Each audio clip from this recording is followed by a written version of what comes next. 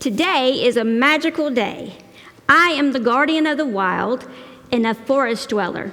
I go by many names, but most insist on calling me by my human name, Stacey Jackson, and I am your guest storyteller today. We have a regular one, Scott Neely, our minister, who will be back in mid-August. At least that's the word I hear on the street. I don't know. He'll be back. We just needed to give him a break because we are high maintenance, but we are worth it. So we've been traveling in the month of July, exploring UU women heroes. Robin Carter and the Peabody Sisters, UU women public education heroes. Ruth Stanton and Florence Nightingale, UU nursing heroes. Plus, we needed to be reminded to wash our hands and keep some distance. Mary Underwood and Dorothea Dix, UU women social work heroes. We've been to Massachusetts, England, back to Massachusetts. We may have been to New Jersey, I don't know. Dorothea Dix was all over the place. And now with me, y'all are going to hell, for real. But we only need to go there to get to love beyond belief. The stories of these courageous women have been told from the perspective of their professions. Now, this is important. I don't actually believe in the cultural conceptualizations of professions and careers and work. But what I do believe in are callings. Now, so where does this leave Thandeka and me? She's no licensed professional counselor, ecotherapist, or pastoral counselor. And I am no journalist, scholar, or theologian. But what I do believe is we share a common calling, and the church shares it with us. And that calling is to heal. We are agents of change. So how did I get here today? Words. Words are exactly how I got here. Because I have a frenemy relationship with words and their meanings. But I love them. They've been a pain, but I love them. So our covenant ends with love beyond belief. And that snagged me. And then I had to keep hearing them over and over again. Y'all wouldn't let this go. We read them every week together out loud. This is intense. It stirs up all kind of word stuff for me. So what am I to do? Well, I do me. I ask questions and I follow trails. What do we really mean by love beyond belief? Do we as a community share this meaning? What does it look like in action? And how do we know we are seeing it? And how do we know we are practicing it? And how do we tell when we are experiencing it? So I wondered, where shall my quest begin?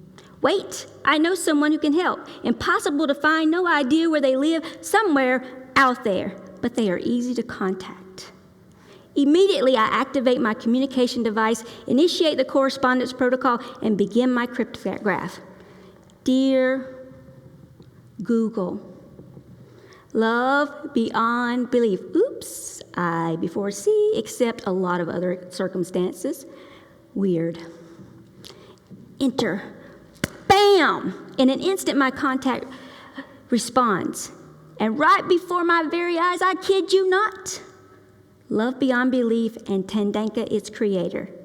In the words of Tessie, the most emotional orphan in the musical Annie, oh my goodness, I, the greatest explorer adventurer in the world has ever known, has unveiled the hidden treasure. The fact that it exists in plain sight is an insignificant detail.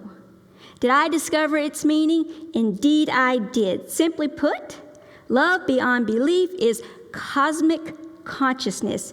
Yes! No, this is not simple. And this is just the beginning of my adventure. And I chuckle so that I do not collapse from the pain in my brain. Don't get stuck there. It rhymes. Are you curious? Yes. You want to hear this fascinating story? Stay tuned and you will, right after this non-commercial and station identification break. Good morning. My name is Peggy Hamrick, and I serve on the Board of Trustees of the Unitarian Universalist Church of Spartanburg this year. Thank you for joining us via live stream this morning for this exciting and unusual service. You are welcome here. In cooperation with global and national health authorities, we have suspended all in-person church activities for the time being.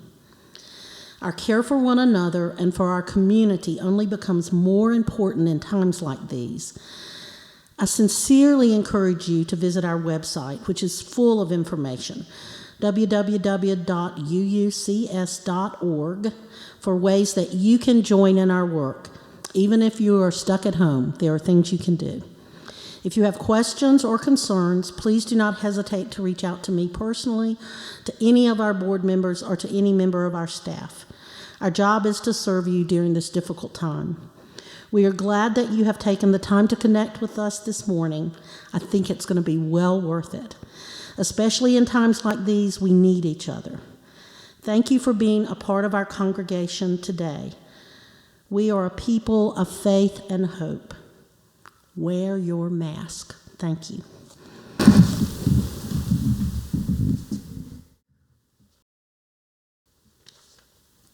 Today, I'm going to read a quote from Thandeka while Stacey lights the chalice. We affirm human nature in positive terms rather than condemn it as irretrievably broken and fallen from grace. We nurture the redemptive capacity of the human heart to be transformed. This means that we are proactive in creating human communities that nurture the capacity of human beings to bond in ways that are productive for their own well-being and for that of the wider world.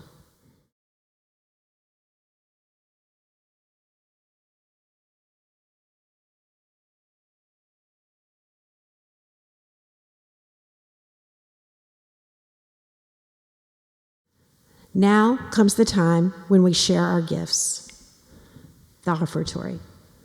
Please take a moment to visit our website and look for ways to share your resources and gifts so that we can strengthen both our church and the wider community.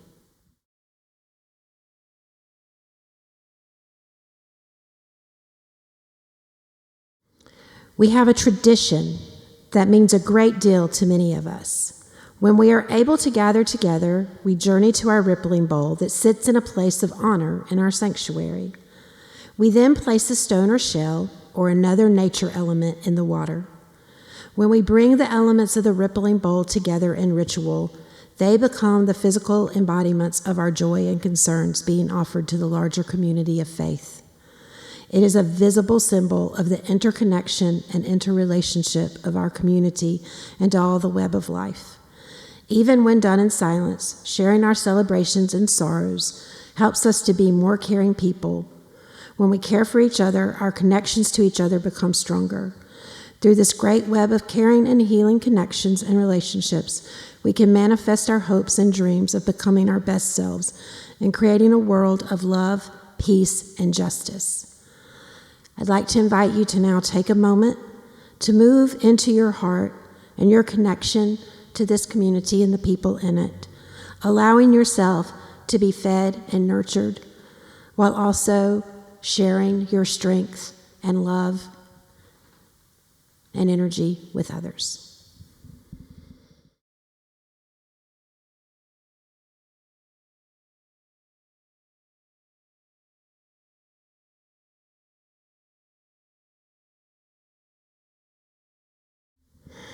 I'm now going to introduce you to Thandeka.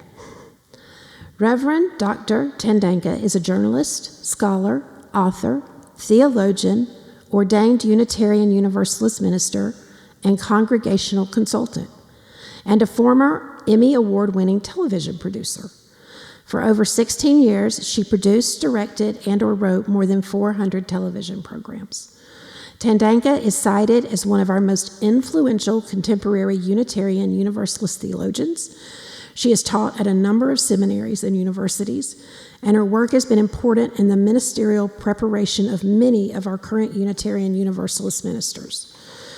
She is the author of 2 books and numerous articles, and a contributor to major theological productions. She is the founder of Contemporary Affect Theology, which studies the heart of faith. It tracks how human emotions become religious feelings. It is designed to explain emotional development in a religious setting and in religious terms. The core principle of contemporary affect theology is love beyond belief.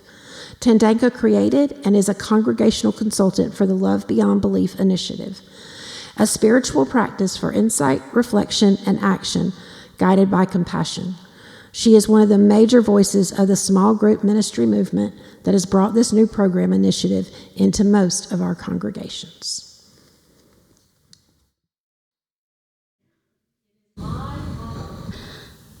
To announce that the UUCS Community Playhouse proudly presents Thandeka and the Affective Revolution, a docudrama portrayal of Thandeka's life experiences that led her to the founding of Contemporary Affect Theology and the Love Beyond Belief initiative. This dramatic telling of Thandeka and the Affective Revolution is set in the private story of the storyteller, who is the renowned professor of diabolical linguistics. The storyteller, a self-described explorer and adventurer, which makes her an explorventurer, lives deep in the forest of Talea and Melpomene with their two inseparable, not literally, pets, a sloth named Cortex and a unicorn named Limbic.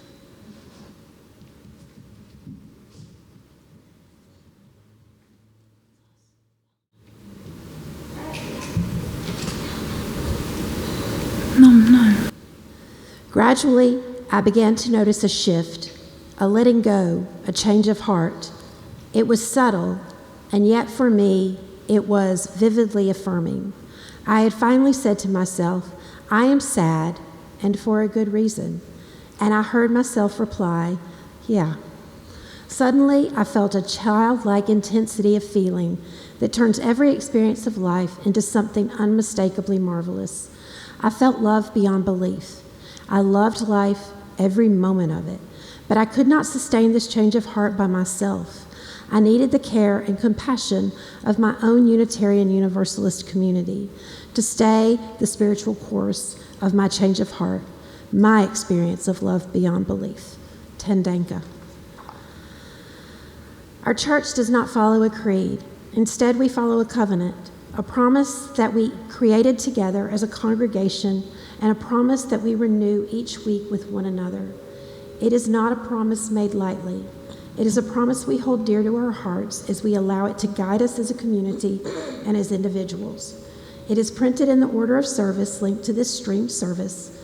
Please join me as we read the words and renew our commitment to these principles. We are a people of faith and hope. Together we covenant to strive to become our better selves, to honor both the critical mind and the generous heart, to prove that diversity need not mean divisiveness, and to respond to systems of violence and oppression with the power of a love beyond belief.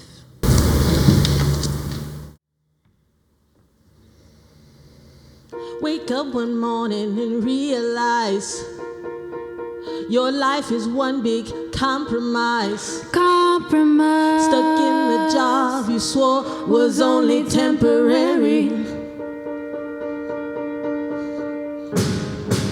Feel like the world is passing you by. Never done all the things you wanted to try. Stuck in one place. Got a pain in your face from all your stressing out. All your stressing out. You ask yourself, there's got to be more than what I'm living for. You ask yourself, there's got to be something else, something more. So let the sun shine on your face. Don't let your life go to waste. Now is the time, got to make up your mind. Let it shine on you, let it shine on you. Feel like there's nothing, nowhere to go. You try and fight, but you can't let go of all the pain. Got so much to gain. Now is the time. You ask yourself, there's got to be something else, something more. So let the sun shine on your face. Don't let your life go to waste. Now is the time, got to make up your mind. Let it shine on you, let it shine on you. You ask yourself, there's got to be more than what I'm living for. What I'm living for, what I'm living for. You ask yourself, there's got to be something else, something more. So let the sun shine on your face. Don't let your life go to waste. Now is the time, got to make up your mind. Let it shine on you, let it shine on you. Let the sun shine on your face. Don't let your life go to waste. Now is the time, got to make up your mind. Let it shine on you, let it shine on you. Let the sun shine on your face. Don't let your life go to waste. Now is the time, got to make up your mind. Let it shine on you, let it shine on you.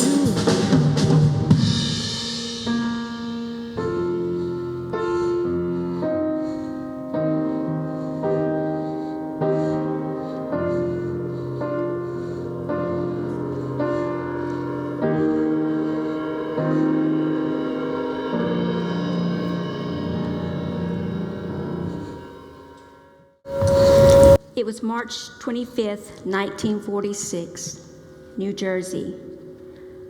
For 3 days, Sue Booker, the woman we will come to know as Thandeka, was trapped in a cramped, dark tomb. She did everything within her own power to free herself from certain death.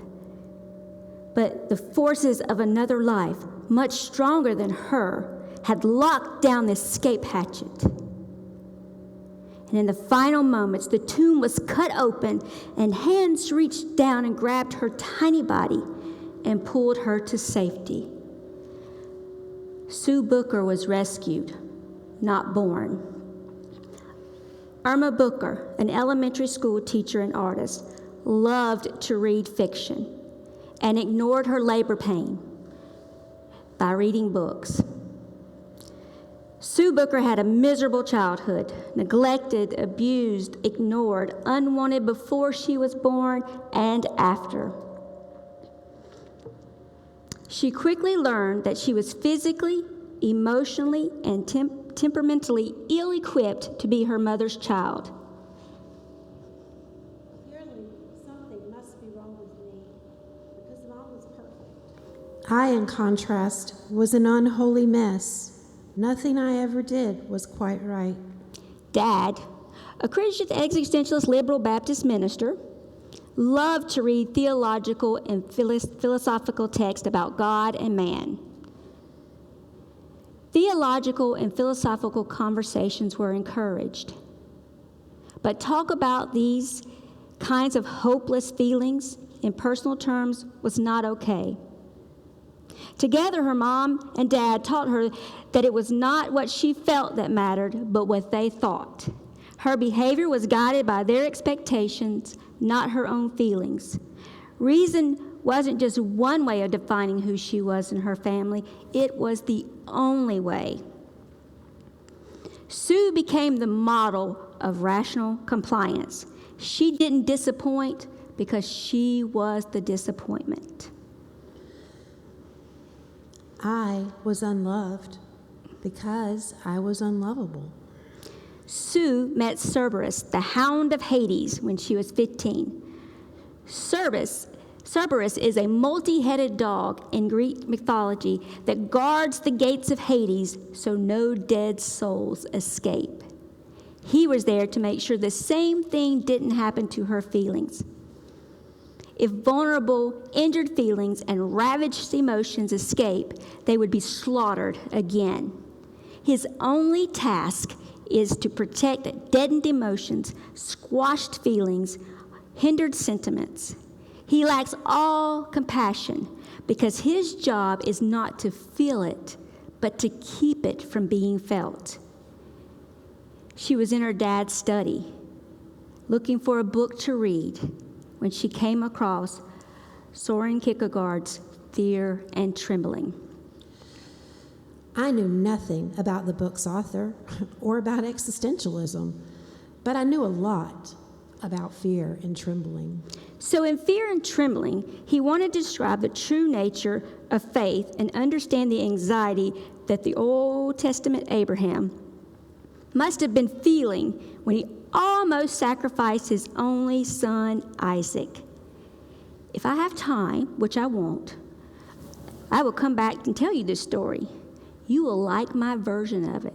And all I'm saying is Abraham had 2 sons. So in the book, he talks about some holy absurdity and virtue by absurdity and a whole lot of other absurd things. It's just all about absurdity and faith and absurdity and faith. Kierkegaard's logic made scant sense to me, but I did like his conclusion. Extreme anxiety wrought by the expectation that love will be lost, joy crushed, and compassion slaughtered is the good news. It's a blessing from God. So we must gird our emotions nobly and climb the mountain to their death without faltering. Her anxiety, her fear and trembling, her anguish from relentlessly disappointing her parents and feeling bad must become the good news of her life. But how could she tote her anxiety nobly? Cerberus became my holy hound who damned love for others to kill the internal anxiety it produced. And if holy absurdity wasn't enough, she finds herself in her cultural anthropology professor tells her that all human societies all over the world not only establish their own religions, but also claim that their belief systems are universally true. She made sure she understood him correctly, then went for a walk to think about what she had just learned. If each religion is thought to be absolutely true by its adherents, and yet each belief system contradicts some of the truths claimed from other religious traditions, then none of them could be absolutely true.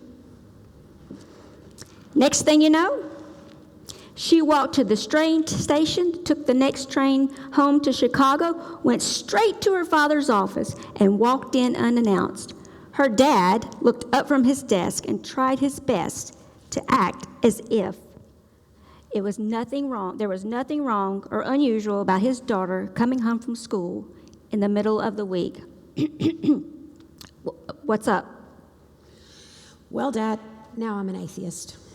What took you so long? 2 weeks after I was in college, I became an atheist. But I want you to know that while you look for what you will believe next, you can stand on my shoulders and continue to climb towards the sky. I received this theology lesson as an amateur, a credentialing ceremony that marked me off as a liberal religious thinker. I beamed. The following Sunday, she attended the local Unitarian church. Having grown up Baptist, she was sure a conversion experience must have happened because she no longer called herself a Christian. She now called herself an atheist and went to a church that wasn't Christian. But converted to what?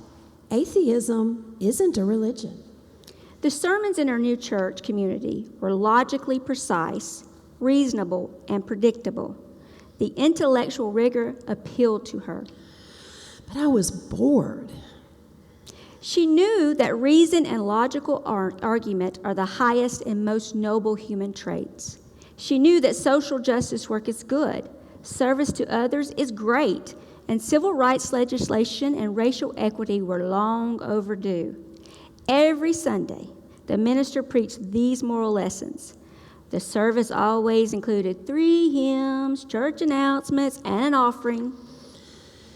As scant and meager as the crumbs left in a bag after the bread is removed. The coffee hour was polite, filled with talk about anything and everything except the bread of life. Love. These Unitarians were just like me, intellectually overnourished and emotionally underfed. I now expected nothing from my life as an atheist, and that's exactly what I got. Nothing. When her dad visited her the following spring, she was having one of those moments where she felt like she could share her feelings with him.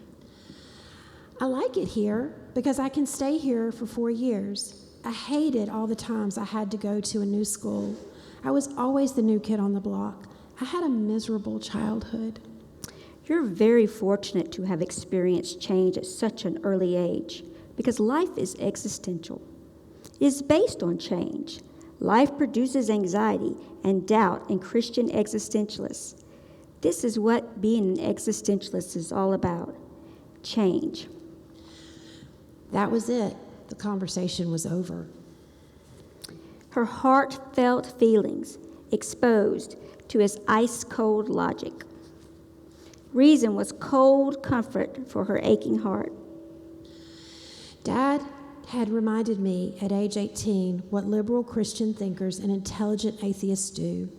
We sacralize our inescapable anxiety and then nobly hide it. I vowed not to forget this basic truth about human existence again.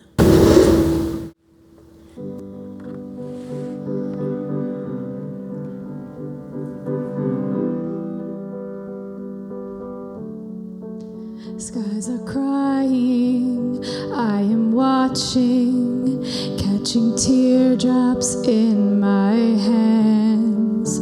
Only silence as it's ending, like we never had a chance. Do you have to make me feel like there's nothing left of me? You can take everything I have. You can break everything I am, like I'm made of glass, like I'm made of paper. Go on and try to tear me down. I will be rising from the ground like a skyscraper. Like a skyscraper. As the smoke clears, I awaken and untangle you from me. Would it make you feel better to watch me while I bleed? All my windows still are broken, but I'm standing on my feet. You can take everything I have. You can break everything I am, like I'm made of glass, like I'm made of paper. Go on and try to tear me down. I will be rising from the ground like a skyscraper, like a skyscraper. Go run, run, run, I'm gonna stay right here, gonna disappear. Oh, go run, run, run, yeah, it's a long way down, but I am closer to the clouds up here. You can take everything I have. You can break everything I am, like I'm made of glass, like I'm made of paper. Go on and try to tear me down. I will be rising from the ground like a skyscraper, like a skyscraper.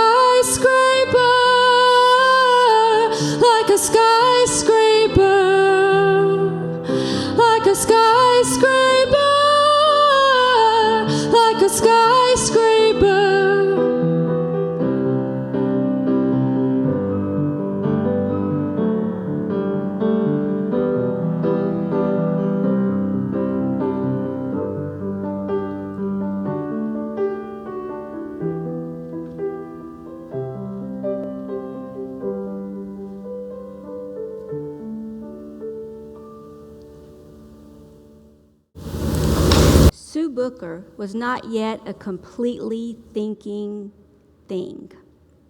So 4 months before she graduated from college, she swallowed 40 sleeping pills, went to bed, and waited for the physical, pushy, emotional feeling of her own life to completely die. But when the moment finally arrived and she could no longer breathe, she bolted out of bed, grasping for breath. She struggled until she finally cleared her lungs of the vomit she had aspirated. And when the panic set in, she ran to the student health center. Her stomach was pumped, and the doctor sent her to a recovery room where she spent the night. The next morning, she had an appointment with the Hollow Man at the Student Counseling Center. That man was a pod person, but then so was I. Pod people are people whose emotions have been gutted, like aliens have taken over their bodies and removed their capacity for social feelings of gentle affection and loving kinship towards self and others.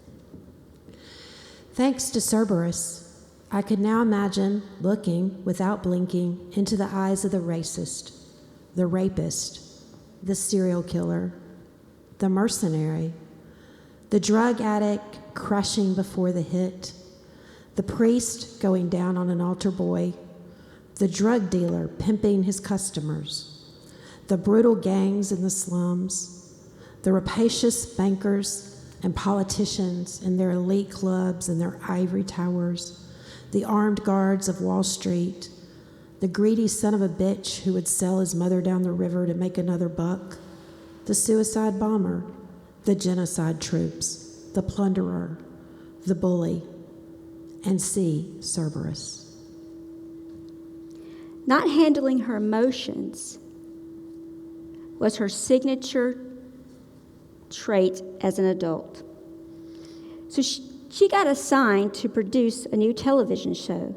The station she worked for needed a low-budget 1-hour talk show to meet their local programming requirement just to keep their federal broadcasting license. So this show was going to be shown at 1 a.m. in the morning. It was the cheapest way to do it. There was no expectation that anyone would watch it. So, simple enough, a host, a guest, 2 people talking, local host, local guests, local community things is what they were going to be talking about. But she booked Richard Pryor for her first show. And she told him he can talk about anything he wants for an hour. So the cameras start, dead silence. 30 seconds, TV time. Nobody said a word. So finally, Pryor spoke. What am I supposed to say? No, really, what am I supposed to say? More silence. And then he referred to Sue. The producer seems to be a nice lady, but she didn't tell me what to do. We could not air the show. The next morning, I was called into the executive producer's office for all local programming and read the Riot Act. Talk shows are scripted. Produce the goddamn show. The game plan I grew up with must now change. I could no longer be the passive kid waiting to see what manufactured feeling I should display to appease my parents and subsequently everyone else. So she was forced to ask a brand new question. Why would anybody watch 2 talking heads on a TV screen in the dead of night? The station didn't expect anyone to watch. She now reasoned from the perspective of the viewer. Bored, lonely people would watch such a show. People who had no real-life conversation partners that mattered enough to stay up with them and talk late into the night. So the new show, her first guest, Jane Fonda.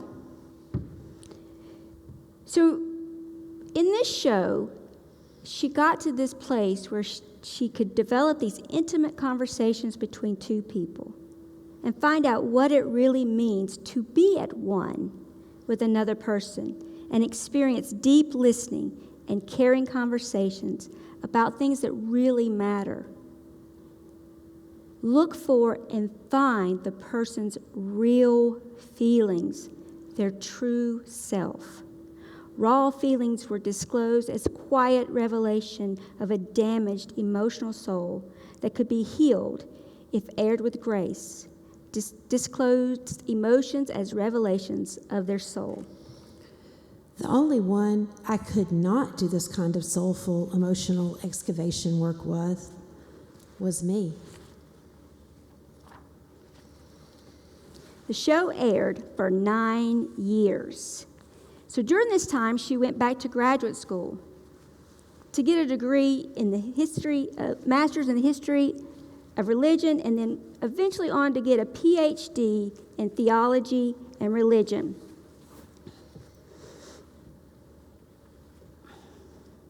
She studied religious and philosophical texts about human emotions, hoping to figure out the real meaning of her own darkened emotional life. Now, the local station manager wanted her to write and produce more 1-minute shows, but this time without the same budget. Her order: write about something notable a black person has done. Use a local newscaster to read it. Basically, create boring instructional TV and call it the Black Experience. Well, Sue rebelled, and she made 10 one-minute mini-drama histories using black celebrities to star in the one-person dramatized stories with elaborate sets depicting great moments in black American history. She got Maya Angelou for this one, too. The network loved the shows. The local station manager was livid. She had gone way over budget in producing these shows with her elaborate stage sets and special effects, so the local station lost money. Her talk show was canceled to recoup the money the local station had lost. And I was fired. It was her birthday, and she had plans to eat with her parents and told them the news then. I have good news and bad news. Which would you like to hear first? Oh, the good news! My show has just been canceled, and I have been fired. I will not look for another job in the industry, but I will now move to Claremont and become a full-time doctoral student. If this is the good news, what is the bad news? The same information from your perspective?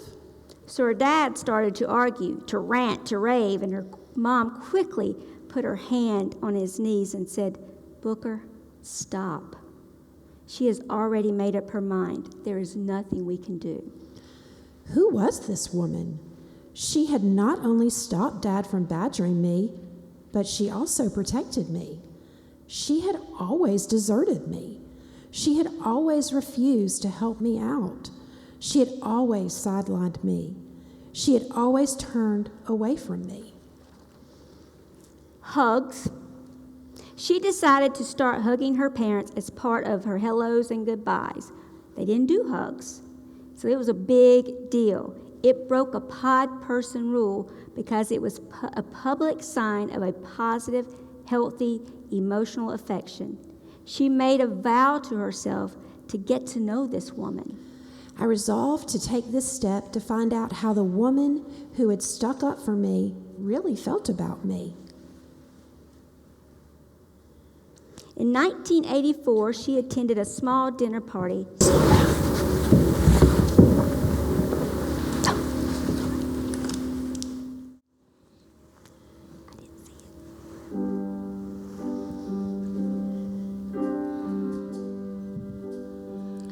Don't worry, Mother, it'll be all right. And don't worry, sister, say your prayers and sleep tight. And it'll be fine, lover of mine. It'll be just fine. Lend our voices only to sounds of freedom. No longer lend your voice to that which you wish to be free from. Fill your lives with love and bravery, and you shall lead life uncommon.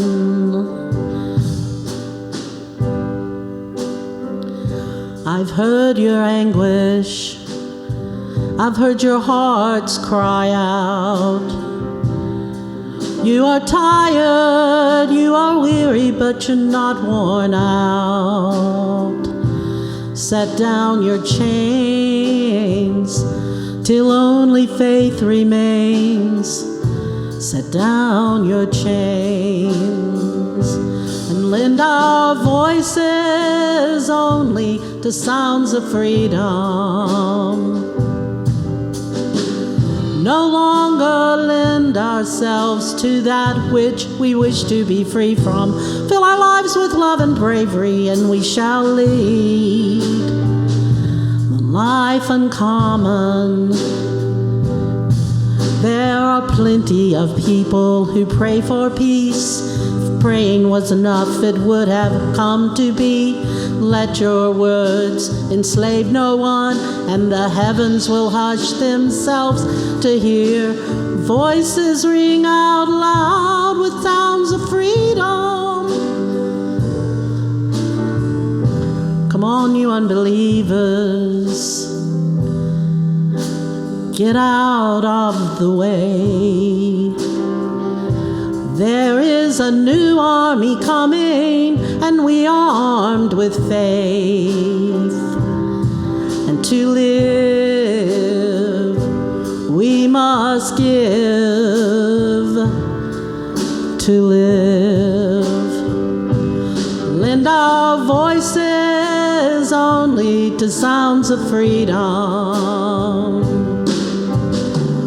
No longer lend our faith to that which we wish to be free from. Fill your lives with love and bravery, and we shall live a life uncommon.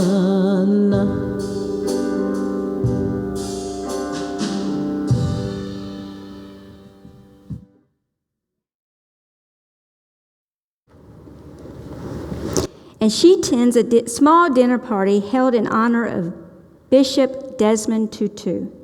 At the beginning of the evening, everyone formed a large circle on the back patio lawn. And then one by one, they introduced themselves. When it was her turn, she introduced herself saying, I am called Sue Booker, but that is not my name. I was born in New Jersey. I am American, and so are my parents, but I've always known that Sue is not my real name. See that tree over there? We could refer to that tree as Sue if we wanted to, but that's not its real name. I have as much loyalty to the name Sue as does that tree have to that name. So whenever I hear the word Sue, I turn in the direction of its speaker because I know that I am being addressed. But Sue is not my real name. I guess you could say I do not have a name. After the introductions, they made their way back into the house. Bishop Tutu remained by the patio door and gently touched her arm as she passed by. She stopped and turned, and he smiled then. I know your name. He reached in his vest pocket, pulled out a piece of paper and a pen to write down the word as he pronounced it. Thandeka. The sound waves of this word coursed through my body like a million-voiced cantata. In my own pitch and timbre, I was attuned to this song. And then Bishop Tutu told her the word's meaning. Lovable. Lovable? She was stunned. No one loved me because I was despicable, shameful, and deficient of anything worthy of care or positive affection from others. The only part of me that counted was my mind, which was the only part of me I knew. But she immediately knew that Thandeka was indeed her name. Because it was in my own key. It intoned me. Moreover, a spiritual leader she held in the highest regard, had just blessed her, and she heard the universe say to her as it happened, "This is a gift for you." So after the dinner party ended, she drove to her parents' home, just a few blocks away. Irma B., her mom, now as they were becoming best friends, was still up and reading on the couch in the living room. "Mom, Bishop Desmond Tutu has just given me a new name, Thandeka, and its diminutive is Tandy. Hello, Tandy. And this is the name she called me for the remaining 13 months of her life." In 2000, the year 2000, she was ordained as a Unitarian Universalist minister who taught and wrote academic books rather than preach and pastor to aching souls. I had no interest in becoming the pastor of a church. Moreover, she was not a theist. She now could work as a theologian and minister within a faith tradition in which most of its members weren't religious but defined themselves as secular humanists. She liked the high regard given to reason in this liberal faith tradition. The fact that most Unitarian Universalist Sunday services were bone-chilling cold did not bother me because I had never attended them except as a guest speaker. What did bother her, though, was a letter she received from a former student who proudly included a sermon she had delivered during one of her Sunday service. She explained to her flock in exacting neuroscientific terms the importance of religious feelings. She had learned to do this from Thandeka. The reasoning in her sermon was perfect, but the message was mind-bogglingly cold. I had taught her how to talk about human emotions rather than to care about them. Has she trained her to cut off feelings until the heart went numb? No anesthesia was used to blunt the pain caused by ignoring broken-hearted feelings?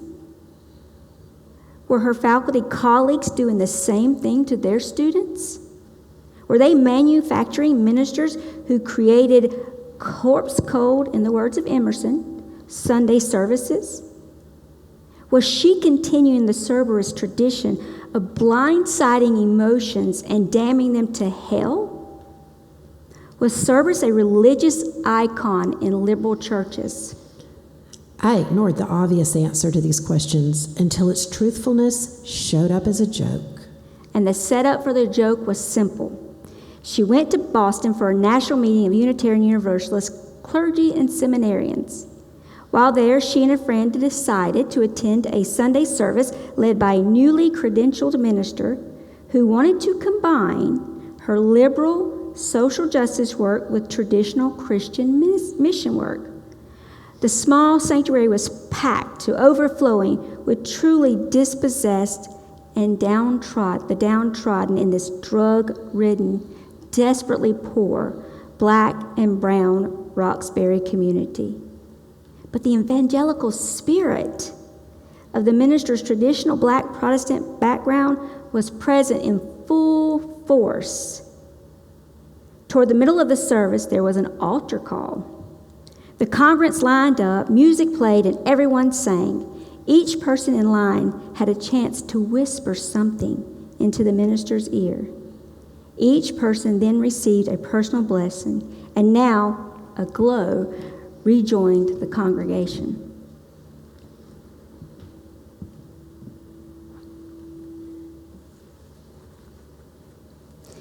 And she and her friend left the church. After the 2-hour service, they talked about the altar call they had just witnessed. What do you think would happen if we initiated such a ritual in our mainline congregations? Well, here's what would happen in my congregation. Everyone would line up. Each person would whisper into my ear, "After the service, I want to talk to you about your sermon." His joke wasn't funny. We didn't laugh. Her colleague had just exposed the principal weakness of mainline churches and their ministries. We don't do emotions. Cerberus carts away the emotions of the frozen chosen. She felt uncomfortable, not because the emotional impairment problem of the liberal faith.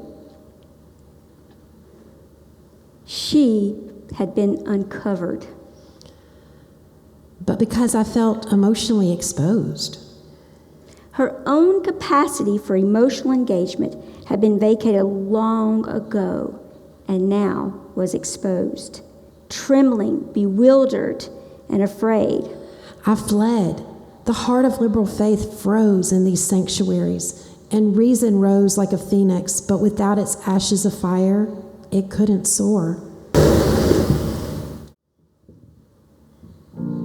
You're broken down and tired of living life on a merry-go-round, and you can't find the fighter, but I see it in you, and we're gonna walk it out and move mountains, gonna walk it out and move mountains. And I'll rise up, I'll rise like the day, I'll rise up, I'll rise unafraid, I'll rise up and I'll do it 1,000 times again. I'll rise up high like the waves, I'll rise up in spite of the ache, I'll rise up and I'll do it 1,000 times again. For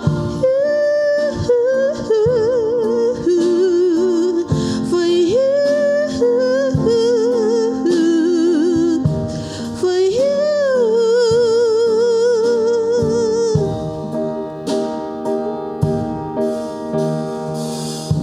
When the silence isn't quiet and it feels like it's getting hard to breathe, and I know you feel like dying, but I promise we'll make the world to its feet and move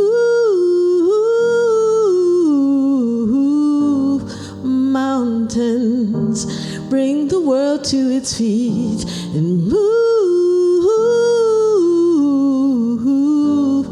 mountains.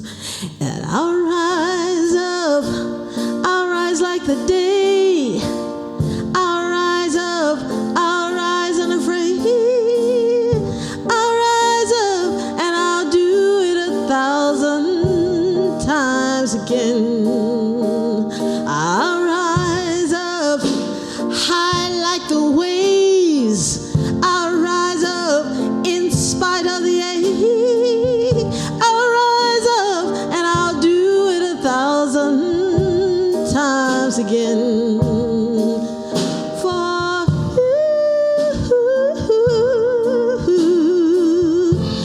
you, for you.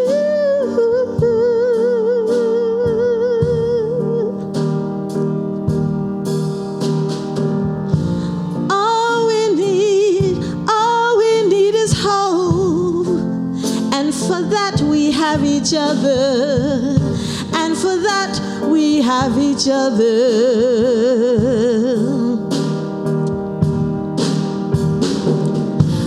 We will rise, we will rise, we will rise up.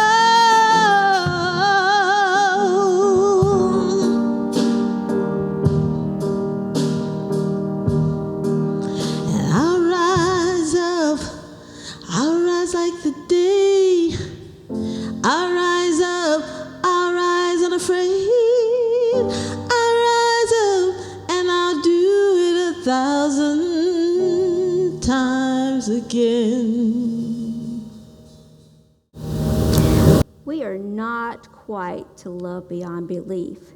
Thandeka wanted to visit African American churches to study, of course, how emotions are handled in black churches. And she got more than she bargained for. So not far from her home was St. Paul African Methodist Episcopalian Church. She arrived 10 minutes early for the service, and the sanctuary was almost completely full. She noticed things and thought things. The dark wood pews, stained glass windows, vaulted ceilings, chandeliers, red carpeted floor, women wearing huge Sunday hats and their Sunday best. Almost all the men wore suits and ties, and all of these observations and thoughts were quickly erased from her mind by the music. I was listening to jazz. Not Saturday night clubbing jazz, but Sunday morning going to church jazz. The band was playing gospel music within a jazz motif of blue notes, fluid styles, and rhythmic, complex riffs. I was listening to jazz. The satin voice of the leader turned the jazz music into praise songs to God. And by the time the formal service began, most of the congregants were on their feet, swaying back and forth to the beat of the music and saying, Amen. Swaying back and forth to the beat of the music. Everyone who could stand was standing.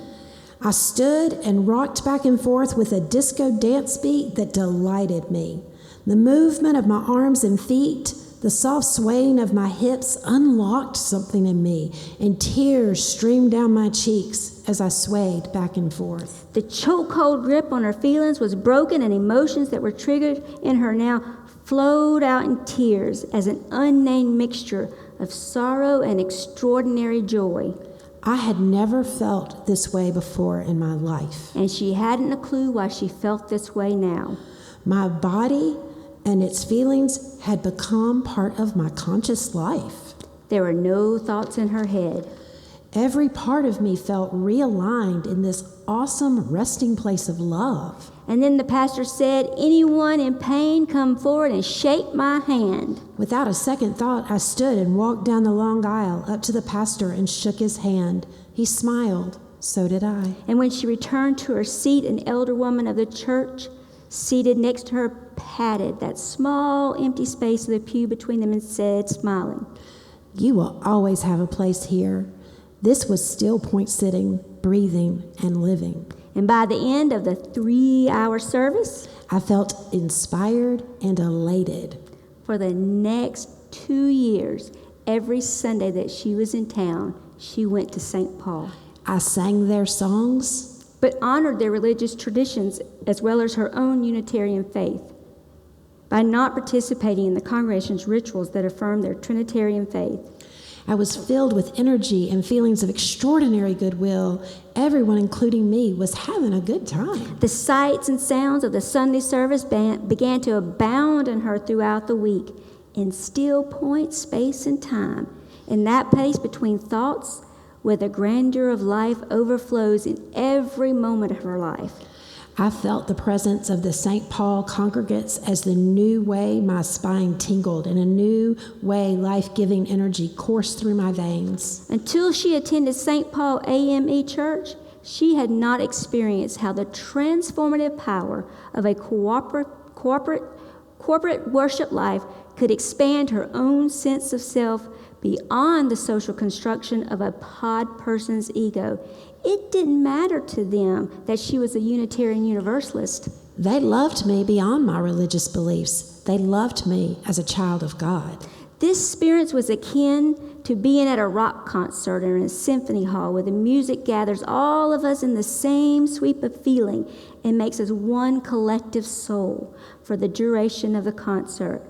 But now this sweep of feeling didn't end with the concert because I had been changed. The rhythmic back and forth created by the music and the timbre of the spoken word would warm my heart. The music rocked my emotions and loosened them, and the beat wasn't singular. It had a rhythmic sweep that made my inner feelings dance. But she wasn't a theist. In college, she had dismissed all religious notions of God as cultural constructions. But now I had been swept into cosmic feelings and heard what resounded in me like the heartbeat of God. This wasn't the sound of a deity. It was the rhythmic presence of the universe sweeping her into cosmic consciousness. I was not praying. I was the prayer. And Cerberus vanished during the services at St. Paul because he was no longer needed to protect her emotions from anger and rage and sorrow created by the neglect and abuse from her parents. He never failed to rescue me from those bad feelings, but he didn't heal them.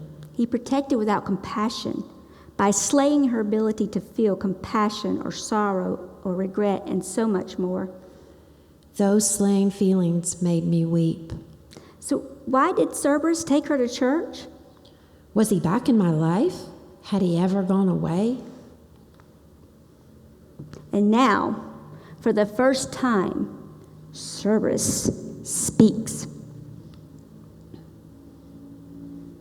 Your mother and father blasted away at your feelings of love and compassion when you were a child. You tried to finish the job by raising those feelings.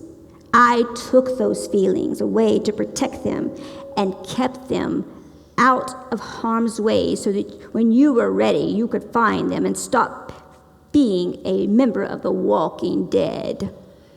I had never thought of myself as a Walking Dead person. My suicide attempt, I now realized, had indeed been successful. She hadn't killed her feelings.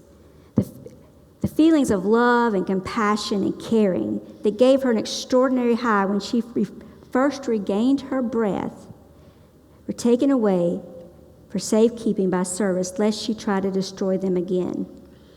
I hadn't killed them. I had offed me as a compassionate and loving being. She lost her ability to care compassionately about herself and others. She was now totally and utterly a pod person. Was the tomb empty because I, its occupant, was the dead woman standing? Welcome home. I don't want to die again. I know. Who are you? Are you an emotion too? And if so, which one?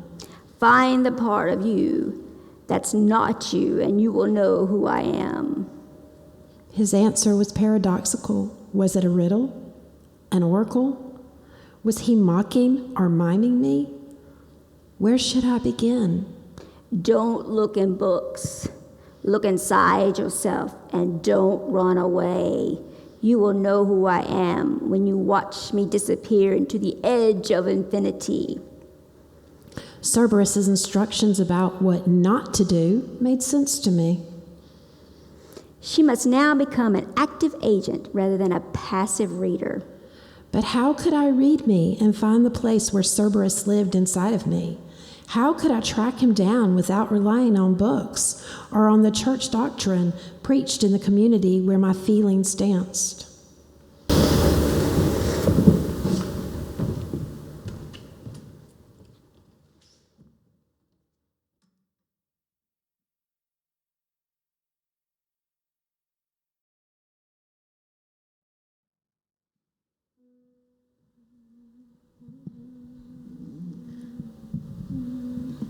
When that storm comes, don't run for cover. When that storm comes, don't run for cover. When that storm comes, don't run for cover. Don't run from the coming storm, 'cause there ain't no use in running when that rain falls. Let it wash away when that rain falls. Let it wash away when that rain falls. Let it wash away. Let it wash the tears and the troubles.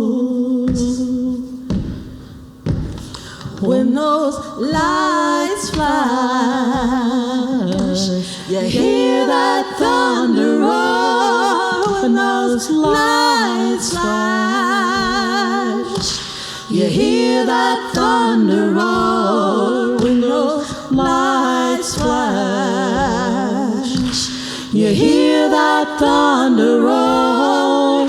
Will you listen to that thunder roar and let your spirit soar when that love calls? Open up the door when that love calls. Open up the door when that love calls. Open up the door.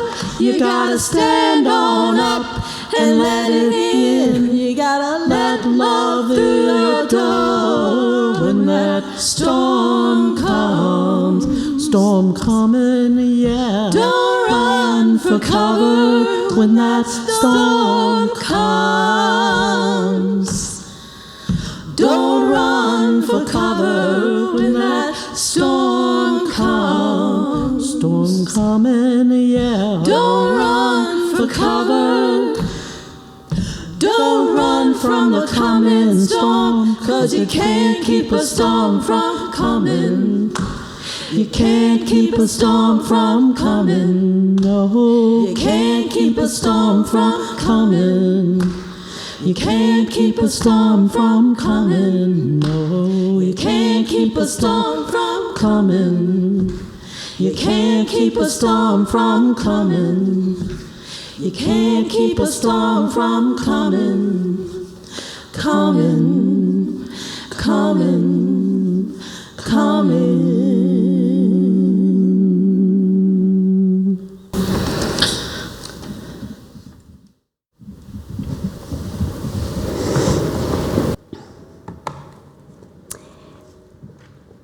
You can't keep a storm from coming, so don't run away. So how did she do this? She borrowed a television technique by racking focus thought experiment. So after recalling the scene from memory, she would zoom her mind's eye out to a wide shot of her life. And she began with a favorite story she loved to recount. And after recounting it, she would rack focus to see what got overlooked. The first narrative began like a fairy tale because the opening scene was too good to be true. Once upon a time, her older brother, who was not nice to her, took her to an amusement park. She was 12. He was 16 and the adored child. He wanted to ride a roller coaster. She had never ridden a roller coaster, but wanted to be cool. He took her to the first car. When the roller coaster climbed to the top of the first peak, she was filled with awe. It was like she was floating on a cloud. She felt exhilarated and a growing sense of freedom. And then the bottom dropped. Screams of terror. She screamed until the roller coaster came back to the platform, and her brother seemed to enjoy the trauma and terror of his little sister. Her terror now turned into a cold, hard ball of fear in her stomach. She knew her brother would never let her forget her loss of control. Buy another ticket, she told him. This time, I would not be tricked into complacency, into enjoying the small twists and turns, and I certainly would not release myself into the moment of becoming one with the clouds. Instead, I placed my hands tightly on the roll bar in front of me. I looked steadily ahead, focused on the next bend or turn, calculating the distance or curve, not to be surprised, not to be fooled, not to be caught off guard. my lips pressed together, and my jaw clenched in my determination that not one sound would escape my throat, not one passing appearance of fear would show on my face. She did not scream. I did not make a sound. I did not lose control. I did not move. I did not scream. I had won. This is the version she loved to recall. She was victorious. Now she widened her lens to see the kid on the first roller coaster. She was not only terrified that she would die, she was also in anguish because she had been set up for disappointment, and she didn't see it coming. She was hopeful when her brother took her to the amusement park because he never took her anywhere. I now watched Cerberus carry her feelings away by strangling and stifling them as she rode the roller coaster the second time around. Did he store these strangled feelings in hell for their safekeeping, to keep them out of harm's way? No, he placed them there to keep me from reaching them. Cerberus had no empathy for the kid in the first ride.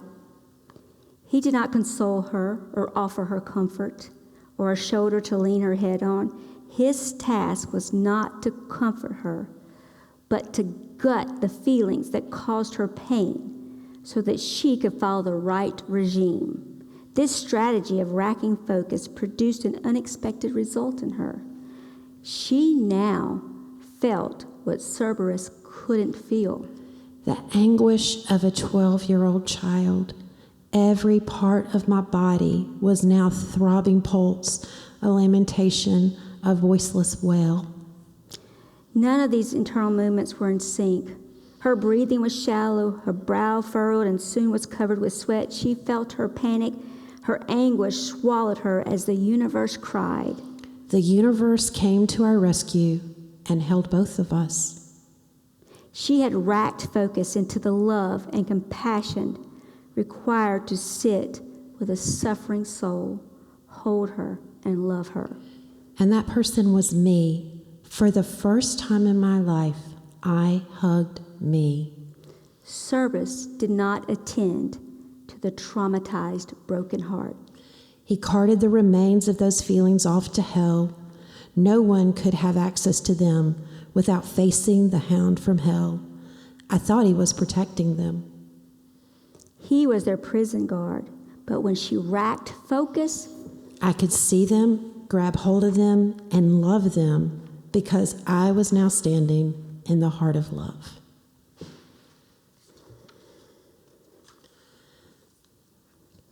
Legacy of Caring, a poem by Thandeka. despair is my private pain, born from what I have failed to say, failed to do, failed to overcome. Be still, my inner self. Let me rise to you. Let me reach down into your pain and soothe you. I turn to you to renew my life. I turn to the world, the streets of the city, the worn tapestries of brokerage firms, crack dealers, private estates, personal things in the bag lady's cart, rage and pain in the faces that turn from me, afraid of their own inner worlds.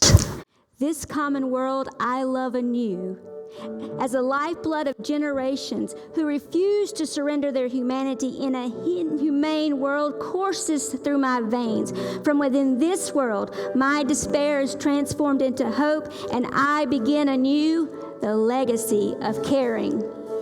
We are here. We are here for all of us. We are here for all of us. That's why we are here. Why we here? We are here. Bombs over Baghdad, trying to get something we ain't never had. Let's start with the good dad. So real, but it's so sad. While we're burning this incense, we gonna pray for the innocent. Cause right now, don't make sense. Right now it don't make sense. Let's talk about Chi-Town. Let's talk about Gaza. Let's talk about Israel. Let's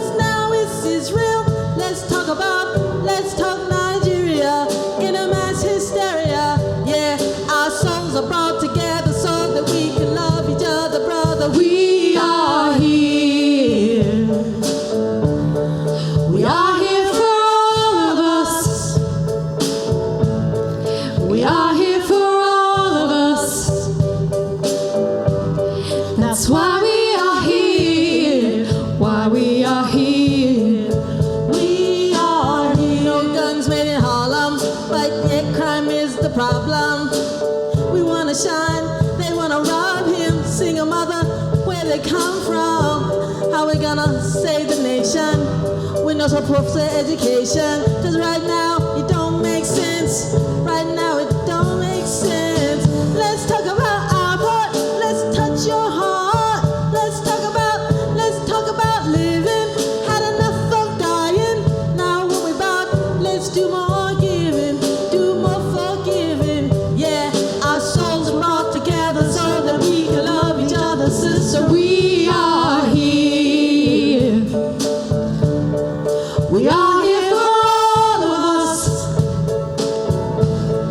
We are here for all of us. That's Why we are here. Why we are here. we are here. Oh, oh, oh, oh, oh, oh,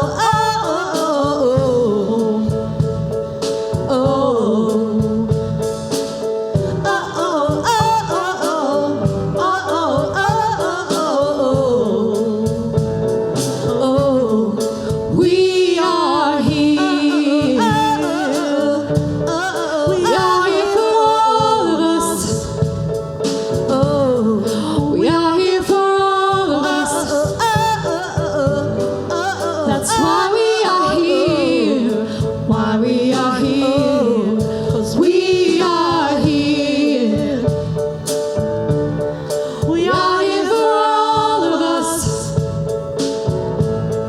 We are here for all of us.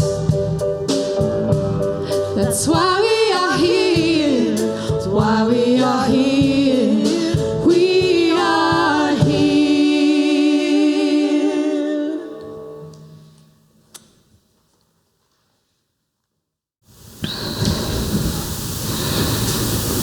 Love beyond belief is not just a thought,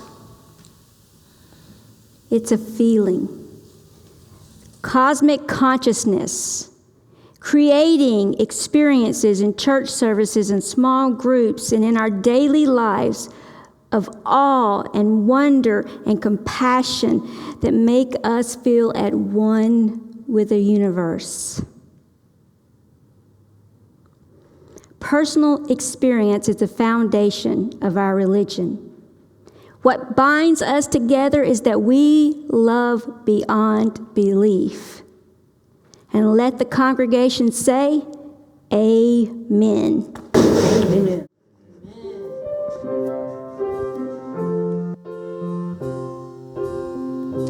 We have spent time together.